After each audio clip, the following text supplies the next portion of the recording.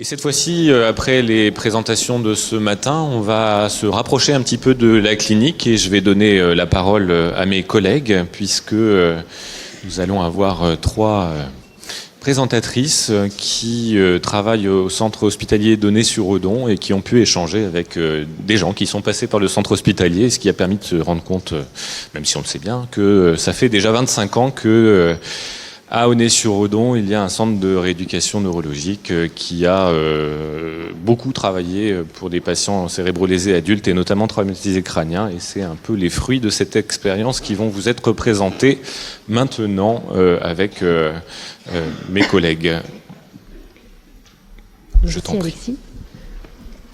Bonjour à toutes, bonjour à tous. Alors mes collègues se joignent à moi pour remercier tout d'abord le comité d'organisation de nous avoir permis de parler ce matin. Et nous allons parler ensemble des différentes prises en soins des patients avec traumatisme crânien. On va évoquer différentes rééducations qui sont possibles, donner des exemples et voir dans quelle mesure il est possible de s'adapter, qu'ils puissent eux s'adapter à leur nouvelle vie. On va détailler tout ça en trois parties. Donc d'abord une partie avec moi où on va plus se focaliser sur la rééducation cognitive.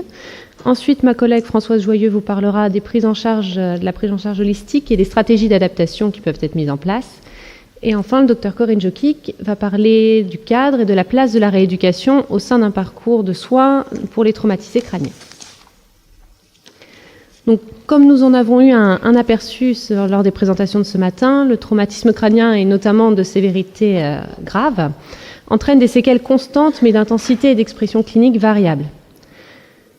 Ce sont sur ces séquelles que les patients et les thérapeutes vont travailler en rééducation. Et aujourd'hui, nous allons nous concentrer sur les troubles cognitifs dans ce panel de séquelles chez les TC. Donc, le parcours de soins de la personne traumatisée crânienne est complexe. Il commence dans les unités de soins aigus, il se poursuit au travers de différentes structures. Et pour ma part, mon intervention va se centrer sur la rééducation telle qu'elle est pratiquée dans les services de MPR ou de SSR, système nerveux spécialisé. Il s'agit d'une phase encore précoce en général, de quelques semaines à quelques mois après la lésion cérébrale. Donc, dans les services MPR, la première étape d'une prise en charge cognitive est le bilan neuropsychologique. Dans le traumatisme crânien, celui-ci peut se faire à partir de la sortie de l'amnésie post-traumatique. Il est en effet inutile d'essayer d'évaluer la personne avant à tout prix, puisque ça ne serait pas représentatif de son fonctionnement. Le bilan va évidemment devoir s'adapter aux autres troubles que peut présenter la personne, qu'ils soient visuels ou langagiers.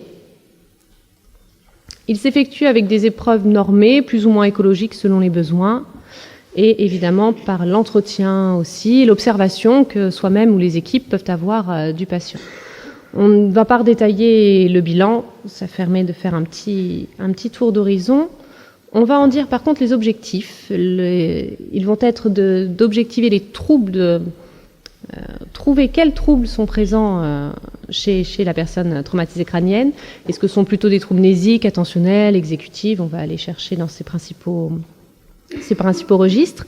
On va essayer aussi d'estimer leur gravité. Est-ce que ce sont des troubles légers? Est-ce qu'ils sont modérés? Est-ce qu'ils sont sévères? Ça peut nous être utile aussi.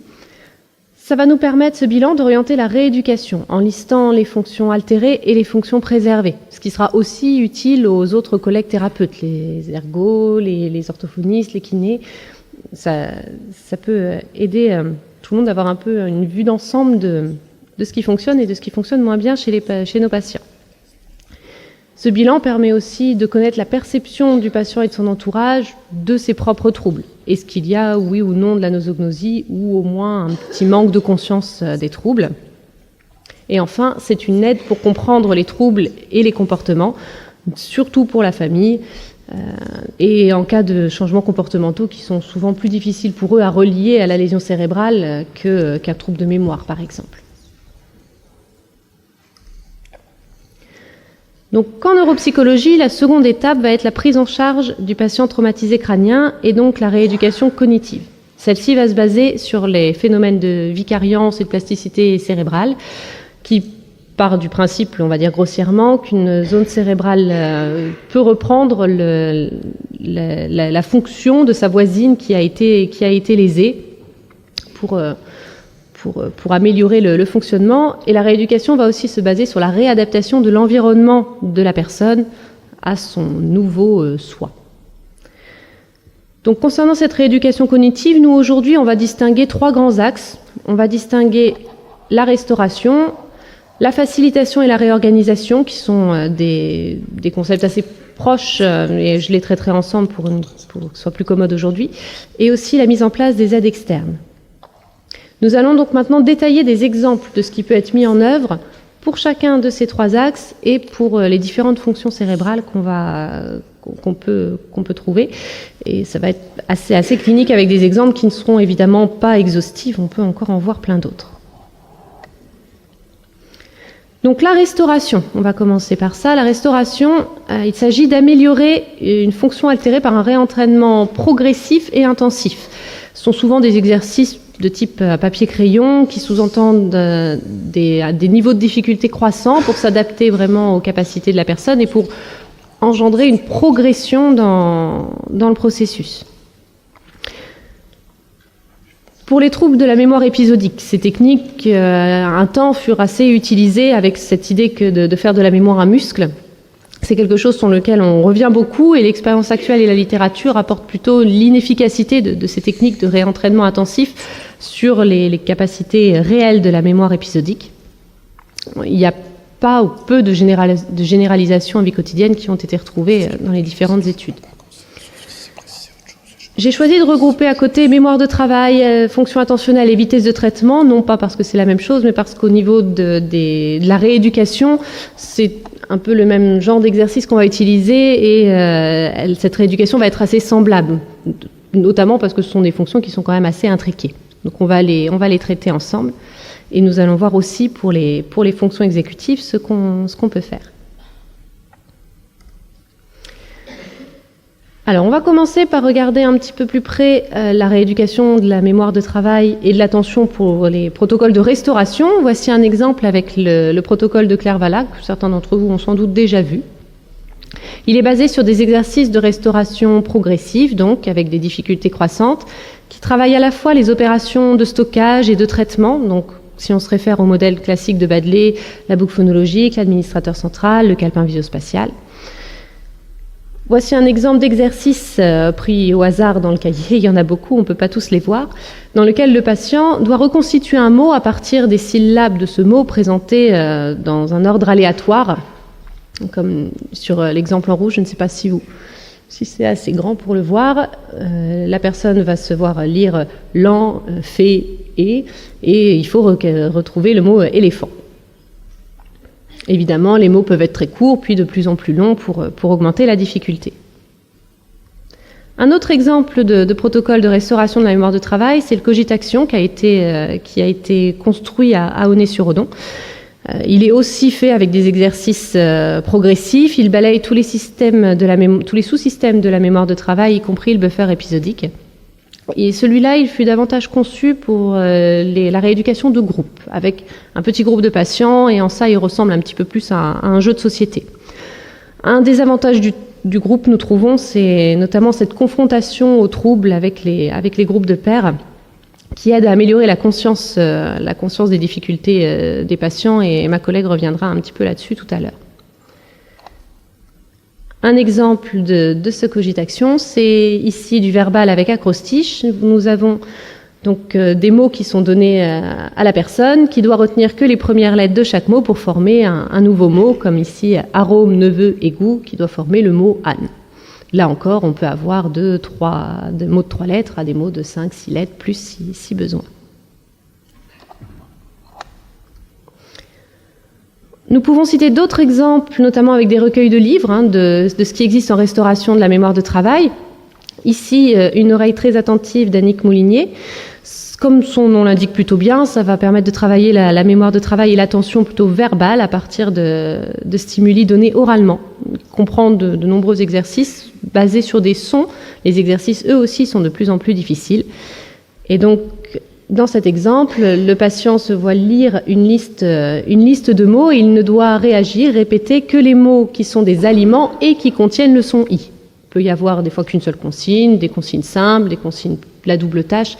En fonction de la difficulté, on a différentes possibilités. Pour Attention et mémoire, de Corinne Boutard et Magali Boucher, là non plus, il n'y a pas tellement de suspense sur les fonctions rééduquées. On va travailler la mémoire et l'attention avec beaucoup d'exercices verbaux, mais un petit peu de visuel aussi dans cela. Un des exercices va jouer sur les interférences et la double tâche. Ici, on a donc des mots qui sont lus, une série de mots qui sont lus aux patients, et on leur dit qu'il va y avoir plusieurs fois le mot poule qui va revenir. Et il faut que vous me redonniez, dans un premier temps, le mot qui vient après la troisième fois que le mot poule apparaît. Puis, quand on complexifie, après le deuxième et le quatrième mot poule. Et puis, on peut aller plus loin, avant le quatrième et après le sixième mot poule. Voilà, on peut complexifier au besoin les consignes. Alors, je ne sais pas si vous voyez bien, mais ce livre-là a été plus conçu chez les enfants, les consignes tutoient. Mais on est flexible et c'est pas très compliqué de réadapter ces consignes aux adultes si besoin. Ça reste utile comme exercice. Un dernier petit exemple avec le livre de Peggy Gatignol, Mémoire de travail, qui regroupe aussi des exercices de restauration. Dans l'exemple que je vous ai mis, vous avez des mots qui peuvent être présentés ou à l'écrit ou à l'oral, et le patient doit réépeler ces mots, mais en utilisant la lettre qui est avant dans l'alphabet. La lettre juste avant. Là aussi, ça peut être avec une aide alphabétique visuelle ou tout de tête selon la personne. Donc pour les troubles des fonctions exécutives, c'est un petit peu pareil. Le processus de restauration va se traduire par des exercices qui vont mobiliser les différentes fonctions. On va détailler un petit peu les exemples. Ici, vous voyez le matériel d'un groupe sur les fonctions exécutives qui est en cours de construction à Aulnay-sur-Odon. À l'instar du Cogitation, celui-ci, il se base vraiment pour la rééducation des fonctions exécutives. Il cherche encore son nom, si vous avez des idées ce midi. On ne sait pas encore comment l'appeler. Il se présente avec une roue qui permet au groupe de patients, c'est à nouveau un matériel de groupe, de tirer au sort une fonction, alors ou flexibilité, ou inhibition, ou planification, à travailler en allant piocher parmi les cartes qu'il y a en haut.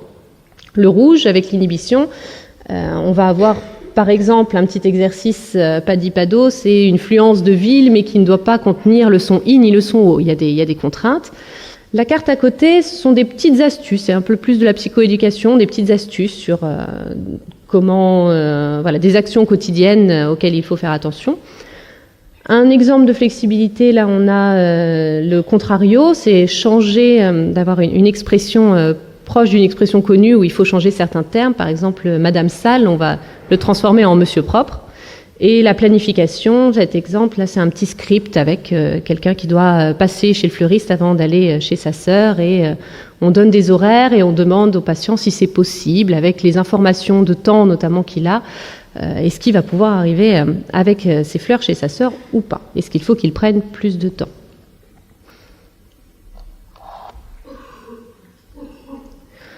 Alors, très schématiquement, un exemple possible, il y en a d'autres, de travail à l'entraînement à la résolution de problèmes.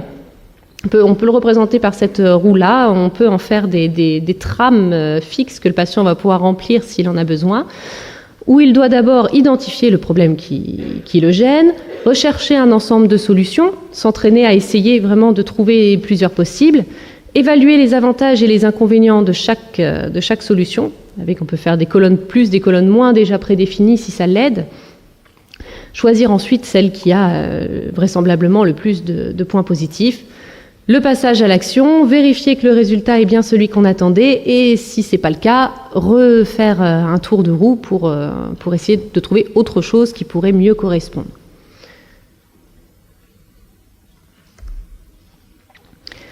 Alors d'autres exemples pour la restauration des fonctions exécutives, on a par exemple ce livre « Jeux au carrefour du langage et des fonctions exécutives », comme son nom l'indique. Il y a aussi de nombreux exercices dans ce livre. Un petit exemple que je vous ai mis travaille plus spécifiquement l'inhibition. Ça s'appelle poisson vol pigeon vol ou poisson nage, pardon. Donc vous avez une liste de mots avec à chaque fois le mot vol à la suite, et le patient doit tous les lire mais sans prononcer ce mot vol ou ce mot nage. Il doit uniquement se concentrer sur les mots qui sont à gauche. Pigeon, aigle, avion, etc. Sans se laisser perturber par la suite de la phrase. Dans les fonctions exécutives au quotidien, un autre livre de Madame Le Cornu, les exercices se veulent plus écologiques, avec des exercices de budget, de tri par catégorisation, de programmation de tâches. Et l'exemple que je vous ai mis, c'est l'organisation d'un voyage en train. Il y a des horaires qui sont donnés sur le train de Melun à Paris, puis le Paris-Lyon. On a un certain nombre de petits énoncés avec des contraintes de temps, des questions, et la personne doit essayer de se servir de toutes ces informations-là pour programmer son voyage en train. Là aussi, les exercices vont être de plus en plus compliqués pour s'adapter aux patients si besoin.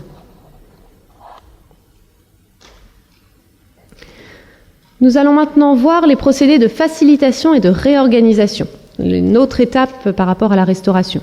Il consiste à utiliser les capacités résiduelles des patients pour faciliter un nouvel encodage ou un comportement souhaité.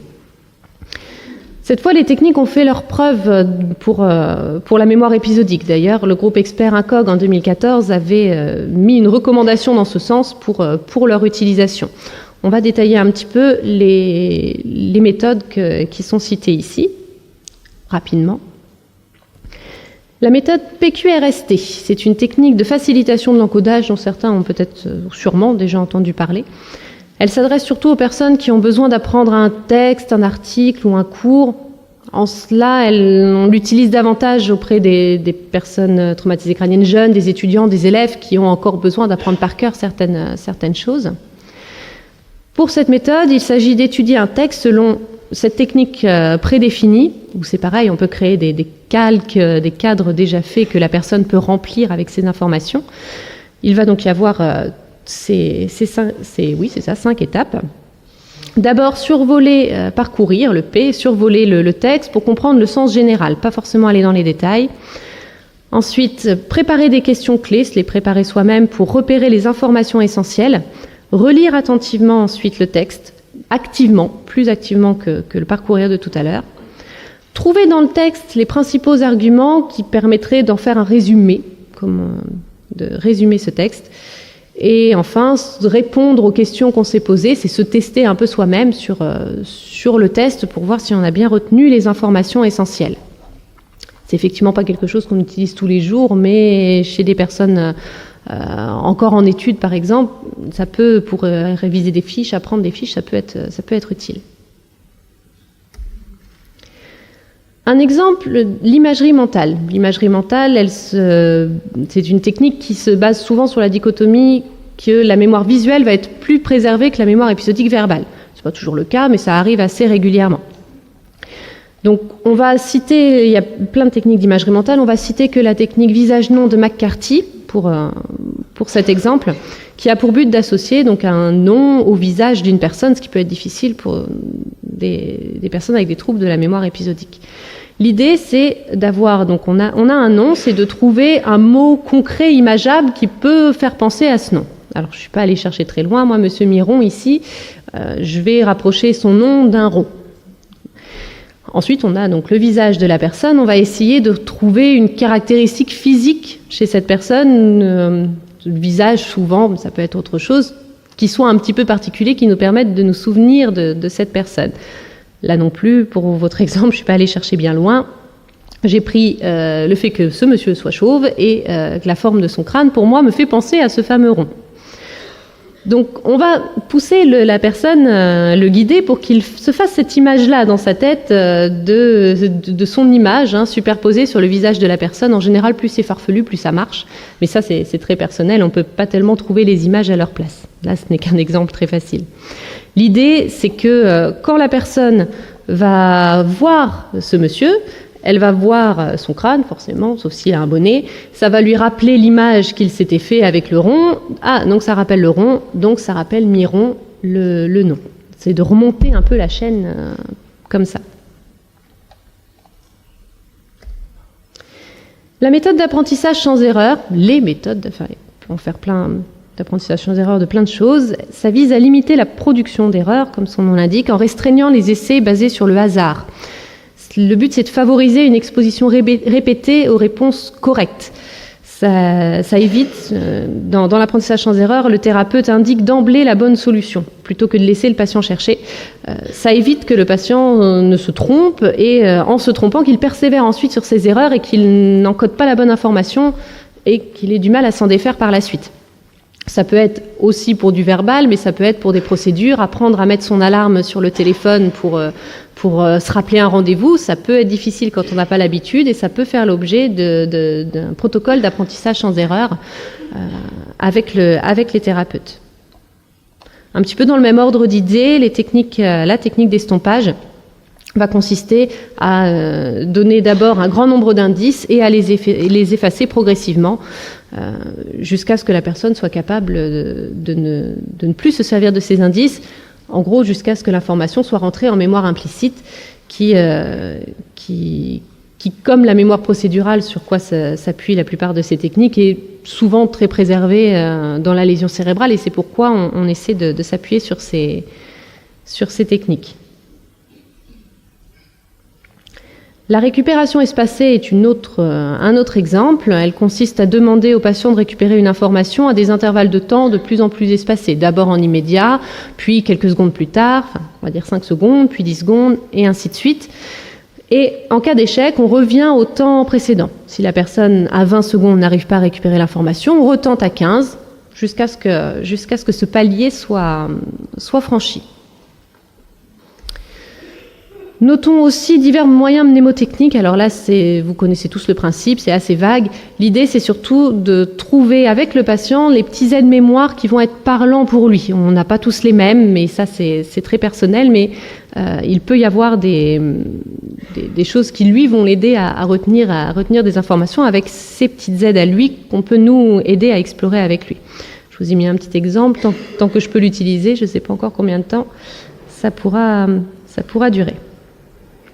Donc, comme je vous l'ai dit, ces techniques-là peuvent être utilisées aussi avec les troubles plus sévères, la réorganisation, parce que justement, comme on va se baser sur la mémoire procédurale, la mémoire implicite qui sont préservées, même si eux n'ont pas de souvenir d'avoir encodé ces informations-là, l'automatisme va prendre le relais et va pouvoir nous aider à avoir quand même quelques résultats. Alors, les fonctions exécutives aussi ont leurs exemples de réorganisation. On va les regarder un petit peu. Il va y avoir, par exemple, l'aide du langage interne, la verbalisation, des stratégies de verbalisation. Je vous ai trouvé l'exemple du protocole « Un poème pour faire du thé » de Bickerton, Humphreys et Ridock en 2006, où, comme vous le lisez peut-être, mais ça peut être petit, un patient exécutif avait appris une comptine pour lui redonner les étapes nécessaires pour se faire du thé, une chose qui, sans aide, était manifestement beaucoup plus désordonnée.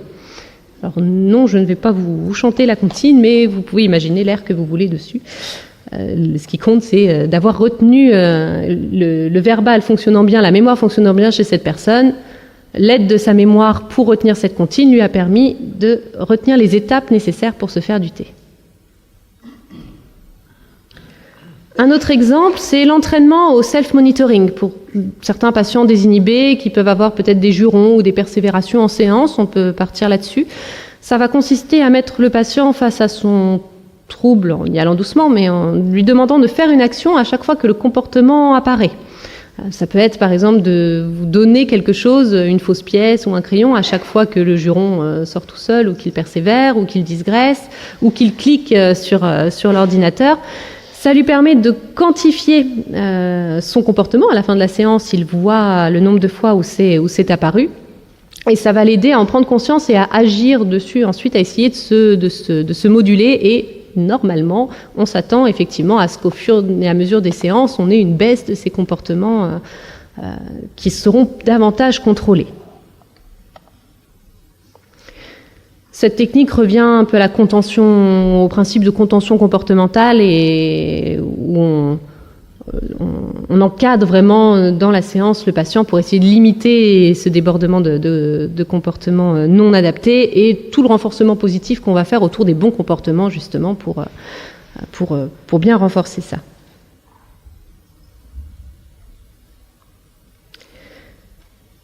Alors, les aides externes, on va en parler un petit peu, c'est justement une autre étape très importante des prises en charge cognitives de nos patients et qui se fait souvent avec les collègues ergothérapeutes. On fait très souvent en équipe, de toute façon on fait beaucoup de choses en équipe.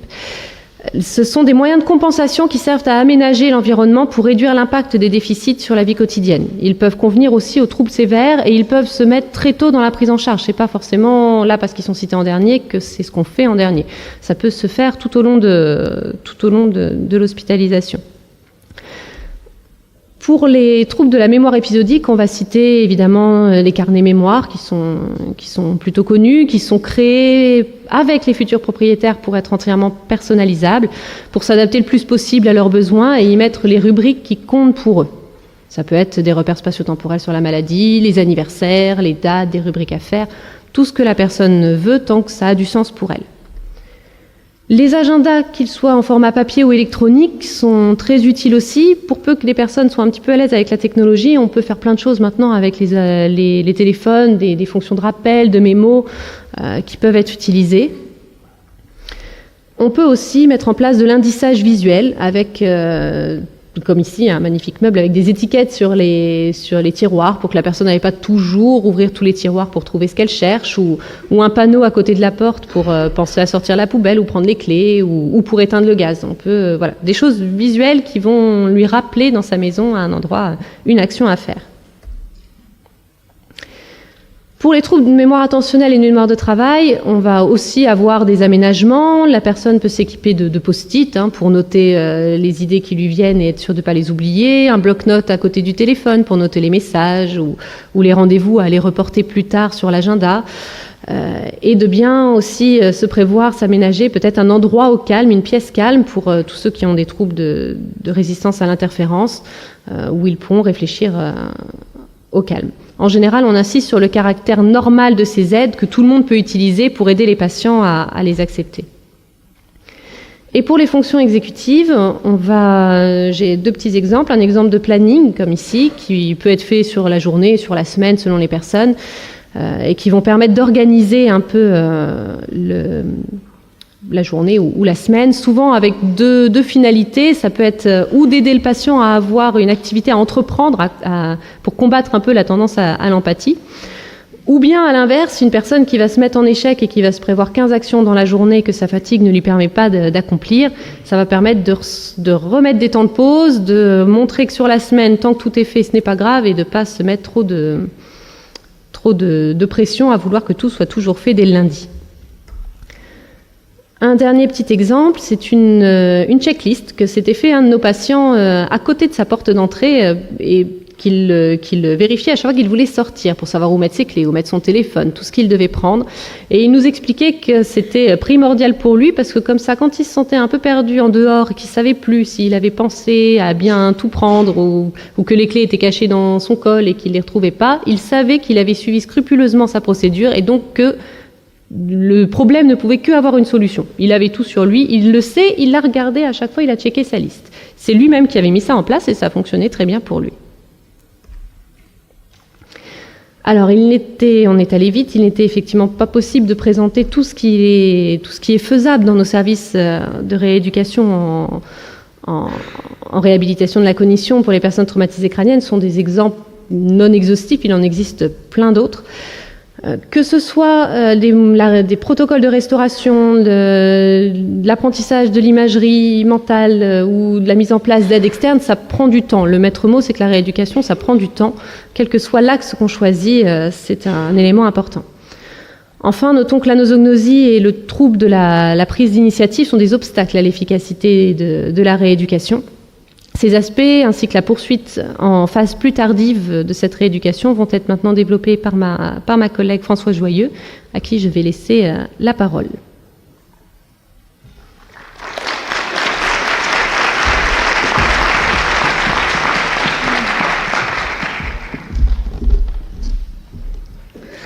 Bonjour, donc je vais moi vous parler de l'approche holistique en rééducation neuropsychologique.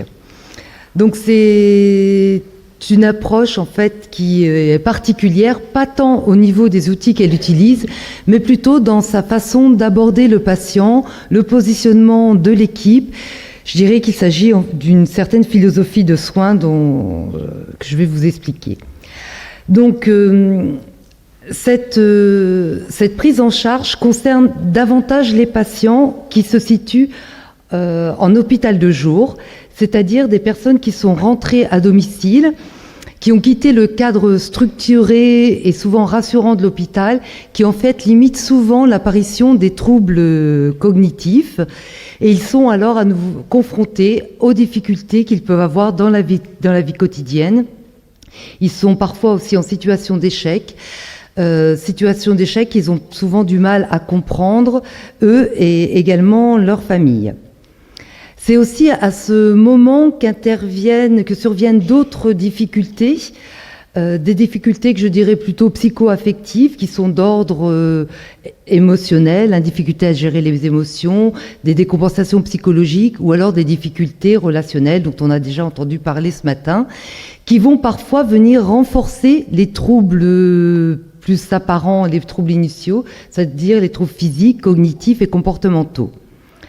Donc de façon à mieux appréhender ces déficiences dans leur dimension multifactorielle, certains auteurs recommandent de mettre en place une approche dite holistique, c'est-à-dire une approche centrée sur la personne, mais avec une vision multimodale.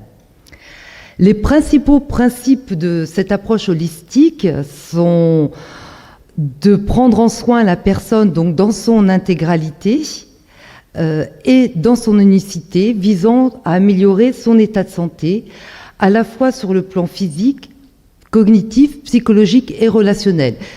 C'est vraiment une approche très globale du patient dans son environnement, donc en essayant aussi d'améliorer, de répondre aux attentes et aux besoins de l'entourage, dans le but d'améliorer évidemment la qualité de vie. Un des principes aussi de cette approche, c'est de repositionner la personne comme actrice de sa prise en charge, c'est-à-dire en restituant son autonomie et lui permettre d'élaborer un projet de vie personnel et réaliste qui tient donc compte de ses déficiences, ce qui n'est pas toujours le cas pour les personnes avec un traumatisme crânien. Et en filigrane, tout au long de cette prise en charge, on va viser à restaurer l'estime de soi qui est aussi souvent mise à mal après ce type d'atteinte. Alors, Kurt Gottstein apparaît comme un précurseur dans ce type d'approche pour avoir développé cette approche auprès de patients cérébro-lésés.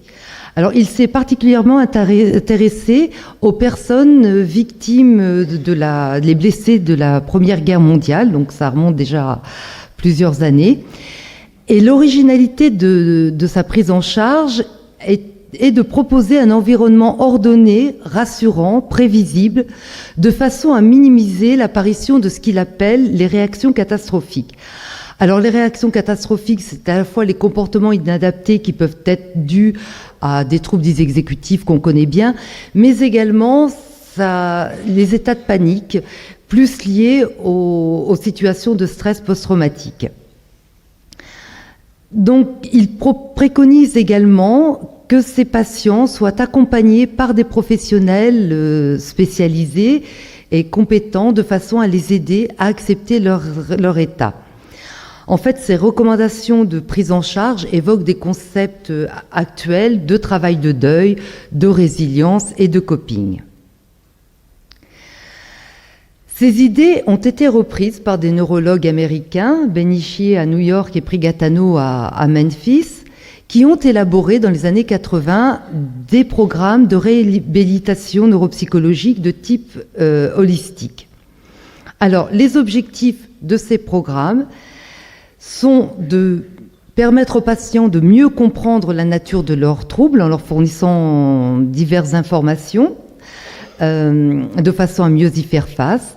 Également de continuer à bénéficier d'une rééducation cognitive comme celle que vient de nous présenter Clémentine, est comportementale et aussi physique. C'est une approche qui insiste beaucoup sur la conciliation en fait entre l'esprit et le corps. Donc c'est de la rééducation physique à la fois analytique, du réentraînement à l'effort, retrouver du plaisir dans l'activité physique. L'idée également, un des objectifs est de remettre le patient acteur de sa prise en charge et lui permettre de faire des choix qui lui sont propres, de façon à améliorer sa qualité de vie, parce que c'est lui seul qui est le plus à même de savoir finalement ce qui est bon pour lui. Également aussi, c'est une approche assez pragmatique qui va faire du lien avec la vie quotidienne, de façon à donner aux patients des outils pour mieux compenser ses troubles dans sa vie quotidienne et au final de retrouver un sens positif à sa vie et pouvoir se projeter dans un avenir donc réaliste. Il s'agit là d'un véritable travail de reconstruction identitaire. Bénichier a modélisé ce cheminement, cette quête d'identité à travers 6 défis. 6 défis, je vais passer un petit peu rapidement, mais si ça vous intéresse, allez regarder d'un peu plus près, parce que je trouve qu'en tant que clinicien, c'est vraiment un outil qui est intéressant et efficace pour nous aider dans la prise en charge de ces patients. Donc ça va en fait, c'est hiérarchique, ça va du plus cognitif au plus psychologique, avec au premier plan un engagement des ressources cognitives et l'engagement dans la prise en charge qui mène vers une prise de conscience des troubles nécessaires pour être plus acteur. Et qui mène ensuite à une maîtrise. Alors la maîtrise, c'est la période en fait d'apprentissage où on va apprendre les moyens de compensation qui seront ensuite transférés pendant la phase d'adaptation dans la vie quotidienne. Alors armé de tous ces moyens-là, avec bien sûr un accompagnement, un étayage psychologique tout au long de ces différentes étapes, le patient va pouvoir parvenir à une acceptation de ses troubles et souvent on est dans le travail de deuil et le deuil, c'est pas toujours tant d'accepter les troubles, mais c'est aussi d'accepter que cette récupération cognitive et comportementale et autres ne sera pas forcément totale, mais que pour autant, elle ne sera pas compatible avec l'instauration d'une nouvelle qualité de vie satisfaisante et permettra de recouvrir un sentiment d'identité fort.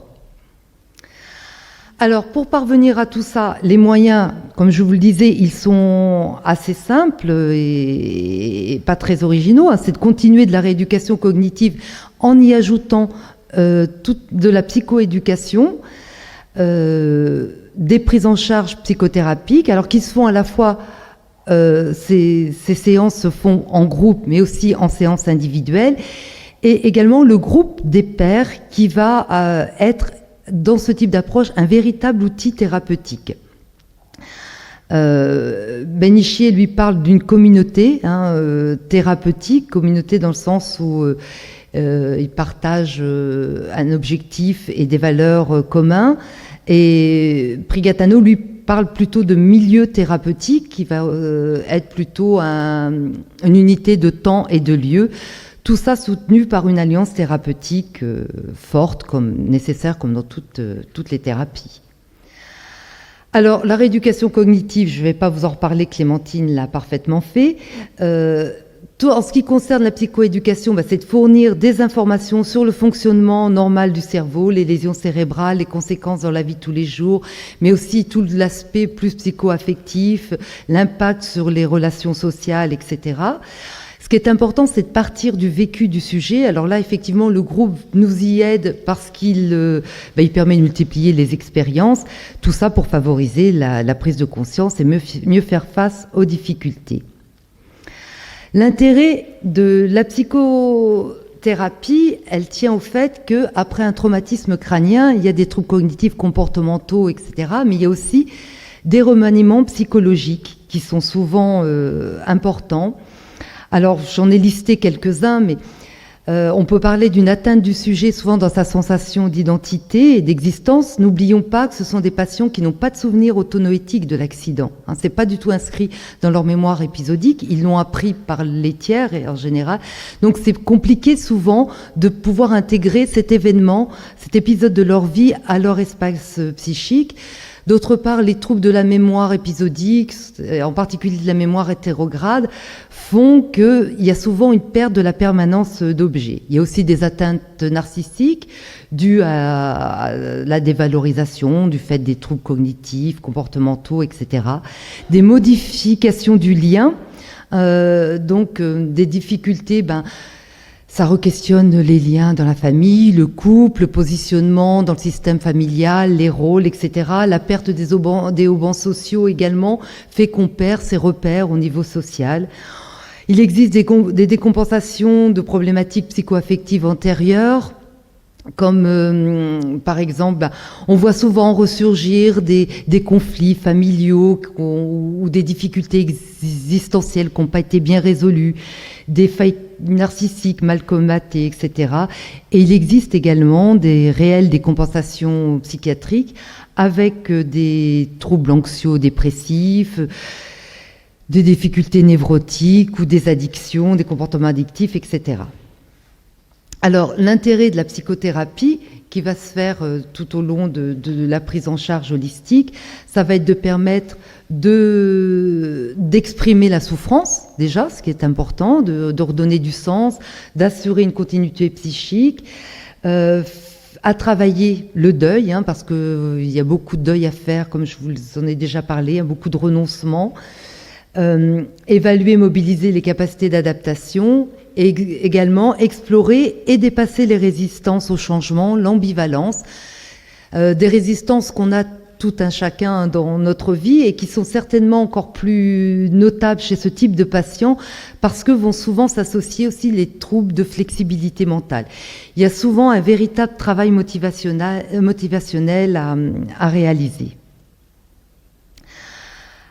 Alors cette psychothérapie, elle se fait en individuel, mais elle va se faire aussi à travers, je vous parlais de ce milieu, cette communauté thérapeutique, avec le groupe de pairs et le thérapeute, c'est l'ensemble qui constitue ce milieu thérapeutique. Donc à la fois, ça va apporter un cadre aux patients, un cadre structurant et ordonné, comme le fameux cadre de Goldstein. Ça va permettre aussi ça va favoriser des sentiments d'appartenance à travers un vécu partagé, un sort commun, un partage aussi on voit se développer une véritable culture. Il y a des fonctions d'identification. Ces processus identificatoires vont permettre de prendre conscience de ses propres difficultés en les voyant chez les autres. Ça va être aussi porteur souvent d'espoir parce que ils voient pour les patients qui sont moins à distance, quand on voit que les autres finissent par réussir mieux, s'en sortent mieux avec leurs difficultés, etc. C'est aidant. Les feedbacks aussi des pairs, on sait tous que les remarques, surtout en ce qui concerne les troubles du comportement, qui sont dites par les pairs, sont beaucoup mieux perçues que celles qui sont faites par les familles ou par les thérapeutes.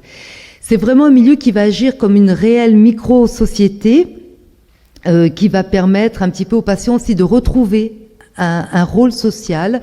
Alors on voit dans les groupes émerger le rôle de leader, de bouc émissaire ou le grincheux. Là aussi, l'équipe va devoir un petit peu réguler pour éviter les excès. Et ça va être un lieu aussi où vont pouvoir se réguler les troubles du comportement et également les troubles de cognition sociale dont Michael nous a parlé tout à l'heure. C'est aussi l'endroit où vont se faire les premiers transferts de stratégies d'adaptation et permettre également l'affirmation de soi, retrouver à travers l'expression une certaine revalorisation et une reprise de confiance.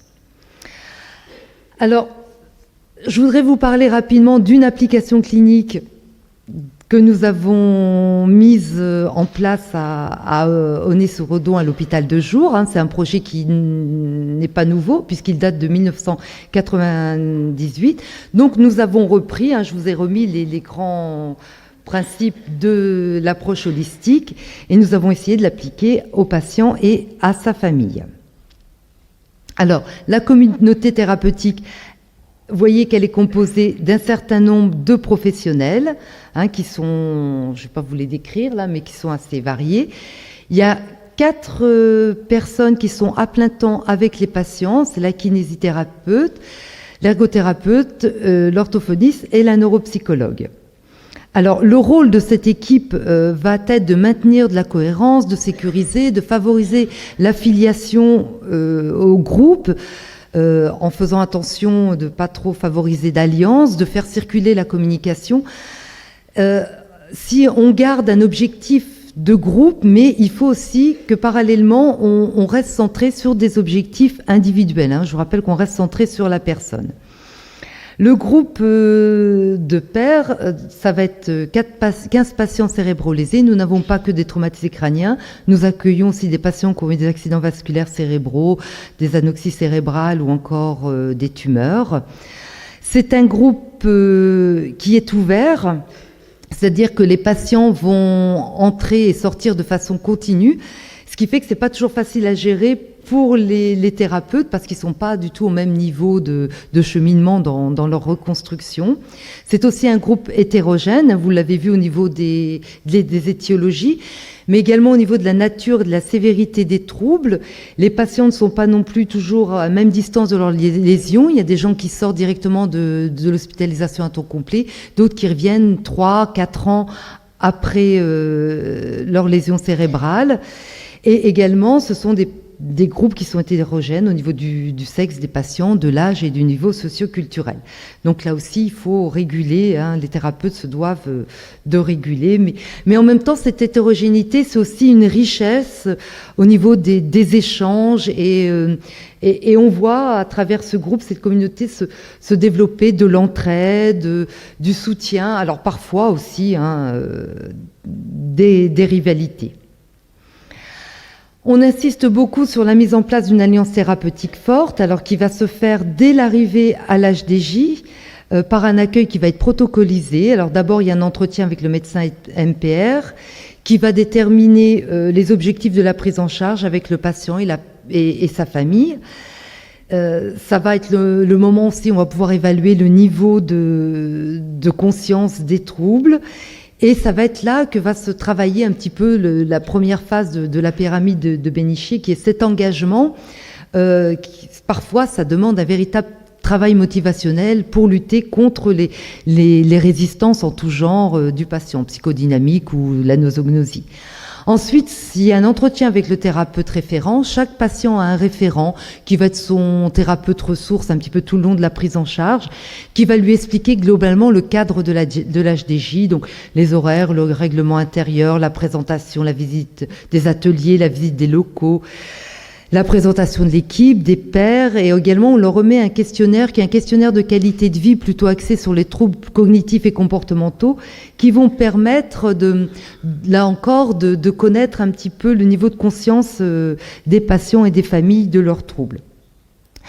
Alors on va aussi insister sur le fait que le patient doit être acteur de sa prise en charge, donc il gère son planning, c'est pas comme en HTC où on suit le planning.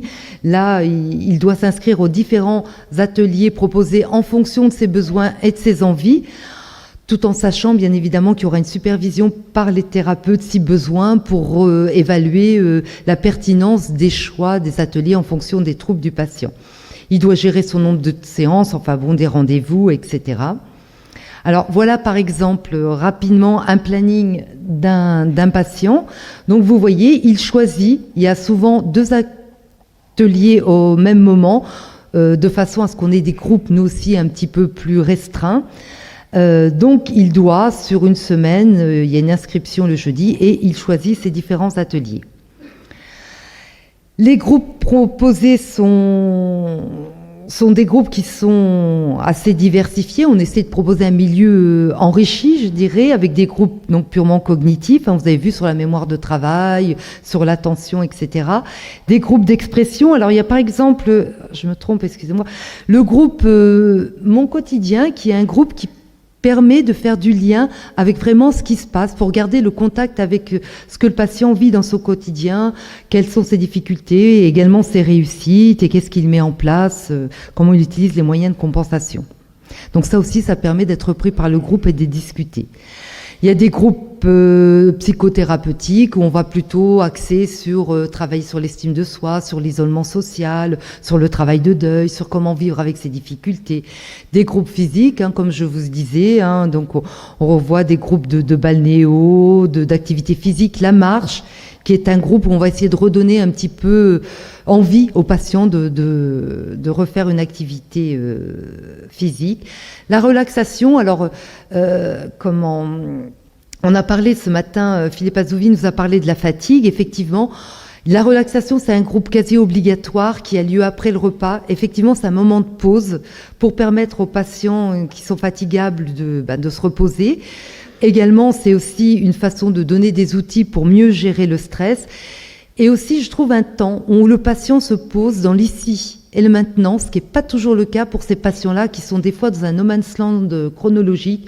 Ils sont sûrs qu'on aimerait être comme avant ou alors être dans ce qu'on aimerait être de devenir. Donc c'est un moment un peu de pause.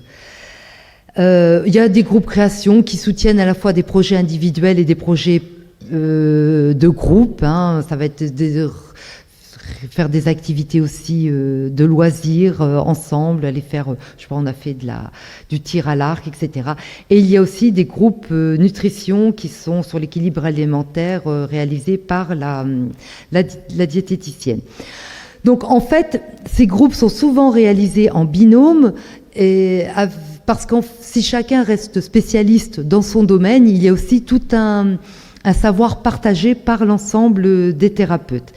Et on va également essayer de faire des groupes plus sur une thématique. Par exemple, on a fait avec la diététicienne une thématique sur alors les addictions. On n'a pas appelé ça addiction, mais on voulait parler des excès. C'est des patients qui ont souvent du mal à se contrôler. Alors, on a parlé par exemple, de péché mignon. Qu'est-ce que vous faites dans votre quotidien? Alors, ça commençait sur le quotidien pour vous faire plaisir.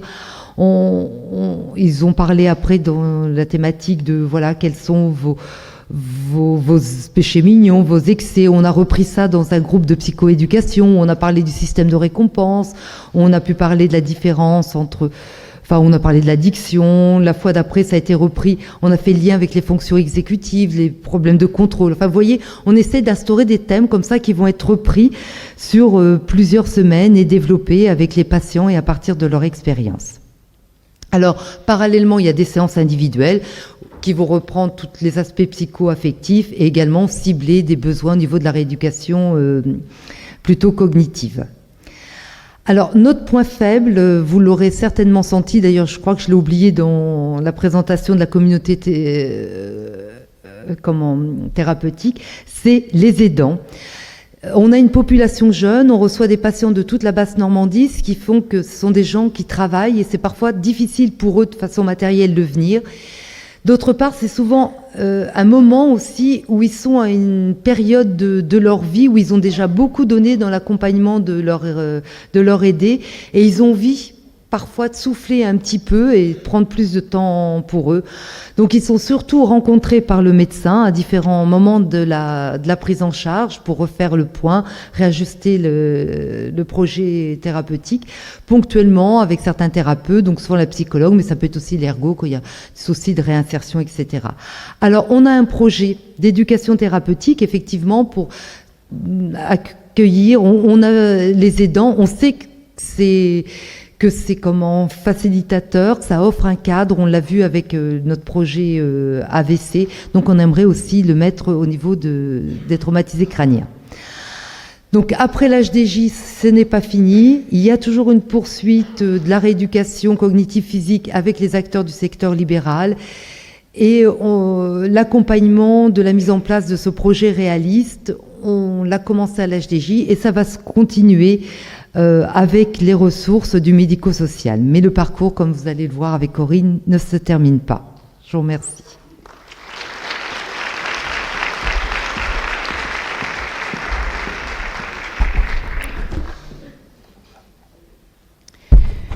Alors, après ces présentations que viennent de faire Françoise et Clémentine, je souhaiterais rappeler le cadre et resituer la place de la rééducation au sein du parcours de soins des traumatisés crâniens. Alors, comme nous venons de le voir, la rééducation peut se décliner en plusieurs approches. Je ne vais pas répéter, mais une approche cognitive, centrée plutôt sur les processus et qui pose au rééducateur le problème de la généralisation et du transfert des acquis. Une approche plutôt pragmatique, qui va se centrer sur des tâches plus écologiques et des mises en situation, qui va proposer un travail par objectif de vie quotidienne, et puis une approche plutôt holistique, avec des séances en groupe et individuelles, dans un milieu thérapeutique particulier et très centré sur la personne. Alors, comme nous le rappelle Françoise Coyette et d'autres personnes nous l'ont également dit, au-delà de l'amélioration du fonctionnement cognitif devenu déficitaire, la rééducation doit améliorer les conditions de vie du patient et limiter au maximum le handicap, que ce soit dans sa vie personnelle, quotidienne, familiale, sociale ou professionnelle. Ainsi, la rééducation doit se situer dans un cadre précis, spécifique. Elle doit être précédée et suivie d'évaluations analytiques et écologiques. Elle doit être réalisée selon des protocoles inspirés des études contrôlées rapportées dans la littérature. Elle est basée, vous l'aurez compris, sur la complémentarité des différentes approches. Elle est également adaptée à l'évolution du patient et elle est indissociable de l'évolution psychologique. Cependant, cette rééducation ne va prendre tout son sens que lorsqu'elle entre elle-même dans le cadre d'un projet thérapeutique global, c'est-à-dire l'élaboration d'un nouveau projet de vie prenant en compte les limitations d'activité et les restrictions de participation et s'inscrivant dans la durée. La construction d'un tel projet thérapeutique fait appel à des professionnels qui doivent être formés à la prise en charge des traumatisés crâniens et qui doivent pouvoir donc proposer aux patients les différentes approches rééducatives et réadaptatives et surtout s'adapter à la chronologie propre à chaque patient. Les professionnels doivent avoir des connaissances, des ressources territoriales et ou régionales. Ils doivent être aptes à faire des propositions d'accompagnement pour la réinsertion, aptes à coordonner le parcours, en particulier avec la ville, et aptes également à assurer, comme nous l'ont montré certains auteurs, la continuité de la prise en soin de manière très prolongée, voire toute la vie. Alors, une diapositive un petit peu chargée, mais la construction du projet de vie va s'élaborer au sein d'un parcours de soins qui reste complexe et qui va nécessiter une coordination importante. Ce schéma récapitule les différentes étapes du parcours de soins des traumatisés crâniens et il a été fort bien décrit dans différents documents. Donc déjà dans la circulaire des GOS du 18 juin 2004 et puis il a été complété par la SOFMER et la FEDMER en 2012 et j'ai également synthétisé le rapport écrit par Pascal Pradadil en 2010 qui a complété notamment les manques au sein de ce parcours. Alors, ainsi, on identifie globalement 4 grandes étapes et avec des enjeux qui sont différents à chaque étape. Donc, à la phase aiguë, qui se situe en secteur de réanimation ou en service de neurochirurgie, l'enjeu est de maintenir les fonctions vitales et la prévention des lésions secondaires. Puis, le patient sort en service de rééducation, donc on dit service de SSR, au mieux spécialisé système nerveux pour accueillir les traumatisés crâniens. Ce sont des services au sein desquels s'exerce la spécialité de médecine physique et de réadaptation. Les enjeux là sont de s'attacher à réduire les déficiences et les incapacités. La phase suivante est le retour dans le lieu de vie habituel ou dans un lieu de vie substitutif au domicile. Et le patient est alors transféré vers un milieu de vie avec, si possible, reprise d'activité sociale ou professionnelle. Et enfin, il y a une 4e étape qui n'est pas la moins importante et qui a été bien soulignée par Pascal Pradadil, qui est le maintien à long terme dans le milieu de vie. En effet, il est important de pérenniser le projet de vie qui a été réalisé jusqu'à sa réalisation complète. Dans ces différents documents, des points de vigilance ont été soulignés à chaque étape pour éviter les ruptures de parcours de soins et j'y reviendrai au fur et à mesure de la présentation. Alors, le parcours de soins des personnes traumatisées crâniennes est tout à fait complexe parce qu'en fait, on le dit depuis ce matin, mais c'est une population tout à fait spécifique. Toutes les études épidémiologiques montrent que ce sont des adultes jeunes, sans pathologie préalable et qui sont rarement suivis antérieurement à leur accident en médecine de ville. Ils présentent des séquelles principalement rapportées à des troubles cognitifs et comportementaux, et on sait que le handicap invisible est souvent sous-estimé par rapport aux troubles tels que le handicap moteur. C'est une population qui est très hétérogène dans ses séquelles, notamment cognitives. Certaines personnes vont avoir, dans les cas les plus graves, une limitation des actes simples de la vie quotidienne, et d'autres vont avoir des difficultés qui ne vont s'exprimer que lors d'activités complexes et qui peuvent, par exemple, n'apparaître que lors de la réinsertion professionnelle. C'est une population qui va nécessiter de nombreux intervenants. Les troubles du comportement vont associer des composantes cognitives, psychologiques et psychiatriques qui vont nécessiter des ressources en soins assez importantes. Et puis, on compare souvent la population des traumatisés crâniens à celle des patients victimes d'accidents vasculaires cérébraux, mais il faut quand même rappeler que l'évolution soit spontanée, soit avec rééducation des traumatisés crâniens, est moins stable qu'après un accident vasculaire cérébral, et que donc le suivi doit être prolongé, et qu'il est parfois nécessaire de reprendre une étape que l'on croyait passée. Cette population spécifique nécessite une prise en charge spécifique auprès d'établissements organisés, équipés, mobilisés pour cette prise en charge, que ce soit à la phase aiguë ou en rééducation. Je vous ai parlé tout à l'heure de SSR spécialisés système nerveux, mais j'ai envie de dire que les services qui accueillent des traumatisés crâniens sont des SSR système nerveux plus, car ils doivent comporter des composantes, des compétences, spécifiques, notamment en neuropsychologie. Et il ne s'agit pas de saupoudrer de la neuropsychologie, mais que toute l'équipe pluridisciplinaire puisse intégrer les troubles des patients et faire des propositions cohérentes. Ces établissements doivent être coordonnés en réseau à toutes les étapes dans les domaines sanitaires et médico-social. Alors, pour en revenir au cadre, le parcours de soins des patients traumatisés crâniens a été vraiment très bien décrit en 2012 par la SOFMER et la FEDMER, et ils ont identifié 3 catégories de patients classés selon leur score à la Glasgow Outcome Scale. Donc je vous ai remis l'échelle, c'est pas tout à fait la même que celle dont Philippe Azouvi a parlé ce matin, qui était la version extended. Là, c'est la première version, qui est donc en 5 classes, et donc on reprend cette classification pour les catégories de patients. Donc une première catégorie de patients, ce sont les patients en GOS 1, c'est-à-dire les patients qui ont bien récupéré, ou les patients en GOS 2 qui ont un handicap modéré. Alors ce sont des patients qui se réveillent rapidement dans les services d'aigus, qui peuvent présenter des troubles cognitifs et comportementaux modérés et qui vont récupérer une autonomie de la marche.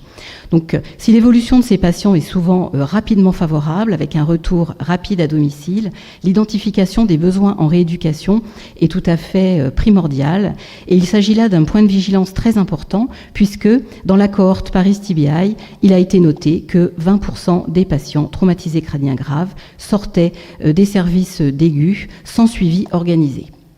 Le deuxième point de vigilance important est la préparation de la sortie et les propositions de rééducation qui se font le plus souvent en secteur libéral ou en hôpital de jour de rééducation, ou pour les régions où ça existe, une HAD de rééducation. À l'issue de cette rééducation, donc le patient doit être orienté vers un réseau dédié ou suivi en consultation de MPR de manière prolongée pour être inscrit dans un réseau de soins spécifique. Une deuxième catégorie de patients, alors je n'ai pas dit que je ne parlerai pas de la troisième catégorie de patients identifiés par la SOFMER et la FEDMER, parce que ce sont les patients en état végétatif persistant et que ça ne concerne pas le propos d'aujourd'hui. Donc la deuxième catégorie de patients, vous voyez que ce sont les patients en GOS 2, handicap modéré, ou 3, handicap sévère. On voit que c'est des patients qui sont beaucoup plus nombreux, ils sont 3 fois plus nombreux que les patients de la catégorie 1. Ce sont des patients qui se réveillent également rapidement. Donc on voit quand même que là on parle de patients qui ont fait une période de coma, donc qui ne sont vraiment des traumatisés crâniens graves.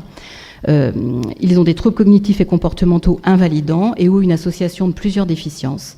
Chez ces patients, on a identifié un potentiel de récupération et un projet d'autonomie probable. Donc ces patients-là, ils doivent être admis dans un secteur où on pratique de la rééducation multidisciplinaire active, en hospitalisation à temps complet, dans des services SSR spécialisés système nerveux. Donc des services qui vont pouvoir répondre aux besoins spécifiques de ces patients en neuropsychologie avec un plateau technique de rééducation spécialisé. Donc là aussi, la sortie de ces patients doit être anticipée de manière à pouvoir organiser le suivi en rééducation, en hôpital de jour, en équipe mobile ou en HAD de rééducation, mais également dans le secteur libéral. Et les patients doivent être suivis en consultation de MPR de manière prolongée et inscrits dans un réseau de soins et dans un réseau d'accompagnement médico-social.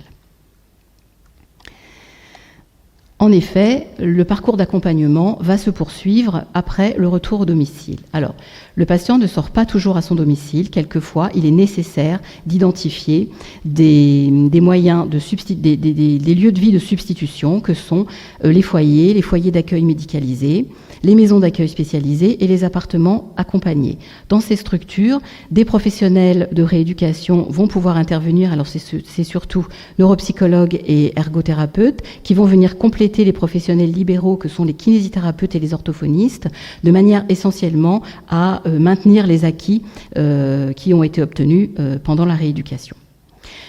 Pour le patient au domicile, d'autres services médico-sociaux peuvent intervenir. Donc, les services de soins infirmiers à domicile, c'est assez classique, mais il y a également possibilité que les services d'accompagnement à la vie sociale, les SAVS, mais également les SAMSA, services d'accompagnement médico-social pour adultes handicapés, qui possèdent en plus par rapport au SAVS un volet de soins. Donc, ces services peuvent mettre à disposition des professionnels au domicile afin que le patient puisse accomplir son projet de vie et surtout pérenniser le retour à domicile. La rééducation peut se poursuivre à ce moment-là dans une approche plutôt pragmatique, car arrivé à son domicile, le patient va vraiment être confronté à des difficultés dans son quotidien et va donc être plus sensible à l'utilisation de stratégies de compensation et de moyens palliatifs. À cette période-là, des structures d'insertion professionnelle peuvent également intervenir et j'insisterai en particulier sur les unités, les UROS, les unités d'évaluation, de réentraînement et d'orientation socio-professionnelle, qui ont été créées de manière expérimentale en 1996 et qui ont été confortées par le décret de 2009. Ces UROS ont plusieurs missions. Une mission d'évaluation précise des séquelles physiques et cognitives, une mission d'élaboration d'un programme transitionnel de réentraînement à la vie active. Elles ont également pour mission de fournir aux intéressés, à leurs familles, aux médecins traitants, ainsi qu'au MDPH, tout élément pour déterminer le niveau de handicap et l'orientation éventuelle. Et puis, elles doivent assurer un suivi individualisé du devenir et apporter son concours au réseau Cap Emploi. En 2019, on dénombre 32 UROS en France. On y est le plus souvent admis sur notification de la MDPH.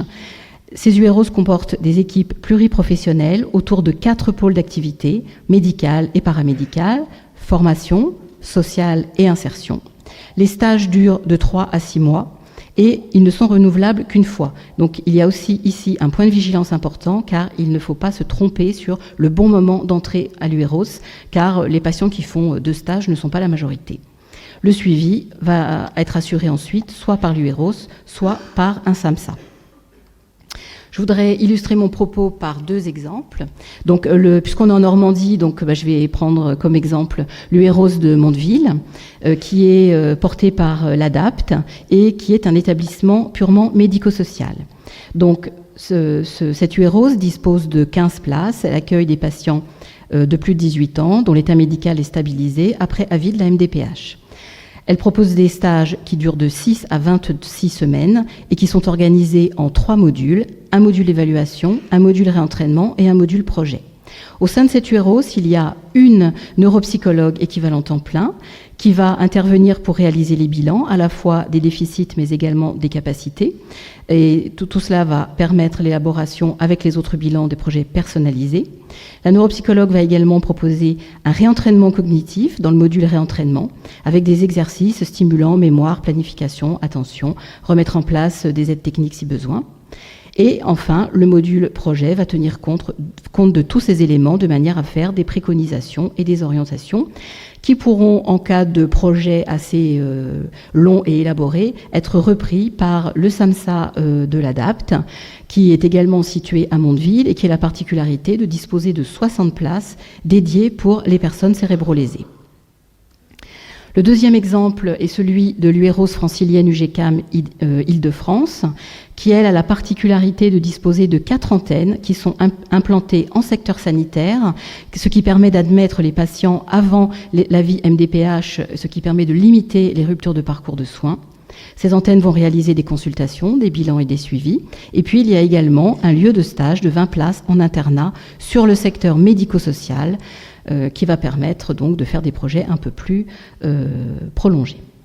Alors, je vais vous rapporter un cas clinique décrit par Claire Valla-Azouvi en 2009. Il s'agit d'un patient qui a été admis, vu à l'antenne UEROS de Garches, 16 ans après son traumatisme crânien. Donc on voit que c'est vraiment à distance d'un traumatisme crânien grave. Il a été adressé par son médecin du travail car il était en difficulté sur son poste et le médecin du travail envisageait une diminution du temps de travail.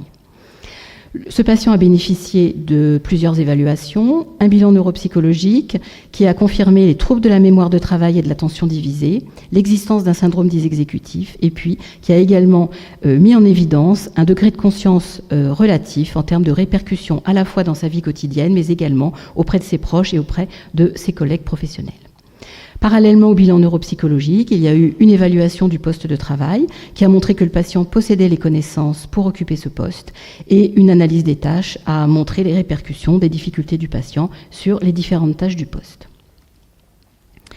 Alors, les propositions thérapeutiques réalisées, eh bien, c'était une reprise à mi-temps thérapeutique, ce qui permettait à la fois de mettre le patient en situation professionnelle, mais également de disposer de temps pour poursuivre les soins, puisqu'il a été proposé au patient une rééducation cognitive de la mémoire de travail de type restauratif, selon le protocole proposé par Claire Valla-Azouvi, tel que Clémentine vous l'a présenté tout à l'heure.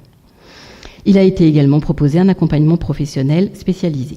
Les résultats, eh bien, c'est une amélioration des performances en mémoire de travail, avec un transfert dans la vie quotidienne et une régression des plaintes, un réaménagement du poste de travail, une amélioration des troubles du comportement et à terme, un maintien dans l'emploi avec un patient qui a demandé à continuer à être suivi par l'antenne UEROS. Donc on voit que même 16 ans après, dans le cadre d'un parcours prolongé et notamment dans une UEROS, il a été possible de mener une rééducation cognitive dans le cadre d'un projet thérapeutique global afin de réaliser un projet de vie. Ces parcours nécessitent d'être fortement coordonnés. Donc, Françoise et Clémentine vous ont donné les premières étapes de ce parcours de soins. À la sortie de rééducation, le patient peut être orienté vers un SAMSA et commencer à réfléchir le projet de vie.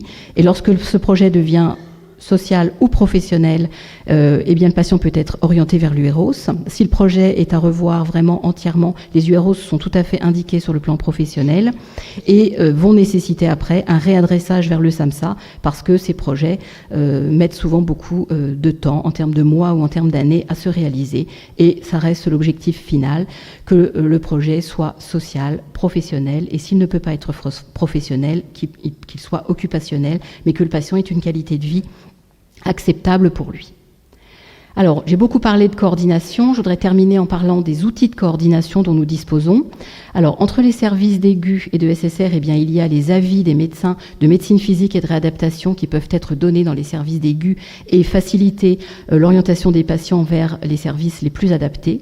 Il y a également le logiciel Trajectoire qui existe sur toute la France et qui normalement oriente les patients en fonction de leurs besoins vers les services qui peuvent répondre à ces besoins. Il y a les réunions de synthèse pluriprofessionnelles qui existent en SSR, mais qui existent également au sein des structures médico-sociales. Et puis, au niveau régional, il y a des régions qui ont beaucoup de chance, car elles disposent de réseaux et de centres ressources. Alors, j'en ai cité là quelques-uns que je vous invite à aller regarder et qui font donc des propositions de coordination des parcours des personnes cérébrolésées. Ce sont des propositions réellement intéressantes. Je termine en parlant quand on n'a pas de réseau, ça n'empêche pas d'avoir des idées. Et en fait, on peut proposer des organisations spécifiques. Donc, par exemple, sur la région, alors sur l'ex-Basse-Normandie, nous avons proposé la mise en place de staff, que l'on nomme staff filière des personnes cérébrolésées, qui réunissent des professionnels des services SSR, système nerveux, et des structures médico-sociales telles que les SAMSA et l'UEROS, de manière à discuter en amont des orientations et d'éviter les ruptures de de parcours entre le sanitaire et le médico-social. Et puis les professionnels qui sont en temps partagé entre les secteurs sanitaires et médico-sociaux sont des acteurs importants également de cette coordination. Et puis, à venir, inscrit dans le PRS 2018-2023 pour la Normandie, eh bien, il y a la mise en place d'une fonction ressources sanitaire et médico-sociale régionale qui, je l'espère, permettra de continuer ce travail de coordination, et je vous invite à suivre les travaux à venir de cette fonction ressources en 2019. Pour conclure, donc, eh bien, je voudrais dire qu'il existe diverses stratégies en rééducation cognitive et qu'il convient de les associer en fonction des besoins du patient, qu'il est nécessaire d'avoir une approche globale du patient traumatisé crânien centrée sur la personne et développée au sein d'une équipe spécialisée, que la rééducation a des objectifs spécifiques qui prennent leur sens dans le cadre d'un projet thérapeutique global au sein d'un parcours de soins souvent complexe et prolongé, nécessitant une réelle coordination. Et comme vous pouvez le voir, il n'y a pas que les patients qui ont besoin de s'adapter, mais les professionnels doivent également développer leurs compétences d'adaptation. Je vous remercie.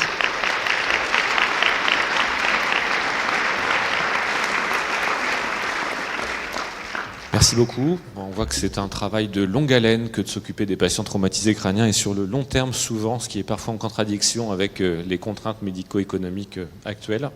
Il faut continuer à se battre pour maintenir cette qualité-là. Est-ce qu'il y a une question encore dans la salle, s'il vous plaît? Oui, Philippe. C'est rapide. Ah oui, excuse-moi, il faut que je sois rapide. En fait, c'est pas vraiment une question, c'est plus un commentaire. D'abord, je vous remercie toutes les trois pour cette présentation vraiment passionnante. C'est deux commentaires. D'abord, un, ça montre bien quelque chose dont j'espère tout le monde est convaincu aujourd'hui, c'est que les soins de suite et de réadaptation, c'est pas simplement des soins de suite. Hein, voilà. Pendant trop longtemps, un certain nombre dans le milieu médical, il y avait l'idée que la rééducation, c'était juste l'aval du MCO, c'était juste là pour pour désengorger les services d'aigu et puis attendre que le patient guérisse gentiment. Et vous montrez bien que les soins de suite et de réadaptation, c'est une prise en charge médicale extrêmement complexe, pluridisciplinaire, avec un objectif de réadaptation qui est compliqué à mettre en place, et on est bien au-delà du soin de suite. Bon, ça c'est une première remarque. Deuxième chose, tu as très bien dit, enfin quelque chose que je trouve tout à fait juste, c'est que ce que vous faites, c'est du SSR système nerveux plus. Et ça, c'est quelque chose pourquoi on se bat beaucoup, nous. Et en ce moment, il y a, comme vous le savez probablement, il y a au niveau du ministère de la Santé à la DGOS une réflexion sur la réforme des décrets qui régissent le fonctionnement des soins de suite et de réadaptation. Et beaucoup de professionnels et d'agences régionales de santé militent justement pour individualiser au sein des SSR un troisième niveau, puisqu'actuellement, comme vous le savez, il y a deux niveaux en fait dans les soins de suite et de réadaptation. Il y a les soins de suite polyvalents, puis les soins de suite système nerveux. Mais là, on voit bien que ce que vous faites, c'est pas du système nerveux basique, quoi. Et on pense qu'il va falloir individualiser dans les soins de suite et de réadaptation spécialisés un troisième niveau, qui sera un niveau de recours ou d'expertise, qui correspond exactement à ce que vous faites, qui est un niveau qui va bien au-delà de la rééducation, entre guillemets, classique, au sens où on la faisait avant. Donc j'espère que ces décrets vont paraître d'ici cet été, et il faudra absolument que vous vous battiez avec travailler avec votre ARS pour faire reconnaître cette activité qui correspond exactement à ce niveau que tu as dit, SSR, système nerveux plus. Voilà. Puis troisième chose, merci pour avoir cité le travail de Claire. Je vous remercie toutes et tous pour votre attention. Je vous souhaite une bonne pause du repas et celle-ci.